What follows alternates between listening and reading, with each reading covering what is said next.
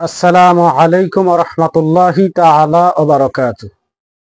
সম্মানিত দর্শক ও শ্রোতা, বাহাস করে চিৎকারকারী মুফতি রাকিবুল ইসলাম সাহেব তিনি একটি স্ট্যাটাস দিয়েছেন। কেমন যেন স্ট্যাটাসের ভাবমূর্তি এমন ভাবে ফুটিয়ে তুলেছেন, মনে হয় যেন মুফতি শাহ আলম সাহেবের সাথে তার কথাবার্তা হয়েছে। কথাবার্তা বলে তিনি চূড়ান্ত বাহাসের ডেট প্রকাশ করে দিলেন। কি ভাই, আর কত মিথ্যাচার আপনি করবেন? কত মিথ্যাচার আপনি করবেন ভাই? আপনি ক্লিয়ার ভাবে কেমন ভাবে বললেন যে 20 নভেম্বর 2025 এভাবে দিয়ে একবারে আরো কিছু লিখে এমন ভাবে বললেন যে বড় করে টাইটেল দিয়ে অবশেষে বাহাসের তারিখ চূড়ান্ত। এরপর ওনার কমেন্ট বক্সের মধ্যে দেখেছি আব্দুল গনি নামে এক ভাই, উনি আবার কমেন্ট করেছে, মানে আমরা যা বুঝেছি যে কেউ এটা দেখলেই বুঝবে কেমন যেন উনি কথা বলেছে, অথচ মুফতি শাহ আলম সাহেবের সাথে তার এই বিষয়ে কোনো কথাই হয়নি। তাহলে তিনি একা একা কিভাবে চূড়ান্ত ঘোষণা দিতে পারে? এটা কি ভাবা যায়?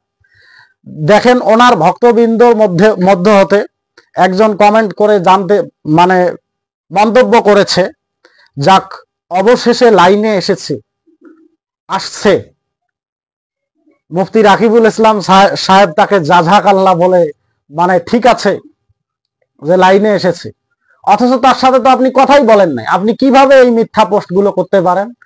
এরপর দেখুন আরো হাস্যকর বিষয়, উনি বলছেন মুফতি রাকিবুল ইসলাম সাহেব স্ট্যাটাসের মাধ্যমে যে বাহাসের তারিখ চূড়ান্ত করে দেওয়ার পর নওগাঁর ওই পীর এখন হাউমাউ করে কান্নাকাটি করতেছে, কেন আগে হুঁশ ছিল না? কি ভাই, এগুলো কি ছোট বাচ্চার প্রলাপ নয়? আপনি এটা কি বললেন ভাই? তার মানে কি উনি আগে বেহুশ অবস্থায় আপনার সাথে কথোপকথন করে চূড়ান্ত আপনি যে স্ট্যাটাস দিয়েছেন 20 নভেম্বর, ওটাতে উনি মত দিয়েছিলেন, এখন মত না দিতেছেন।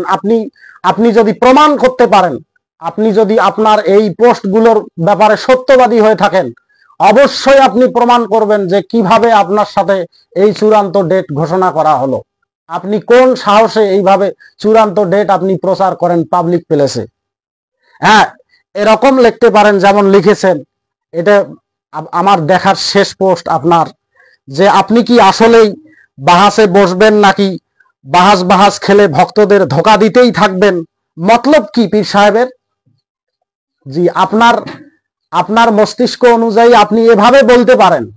এটাতে আপনি ভবিষ্যদ্বাণীও করেন নাই, গায়েবের সংবাদ দেন নাই।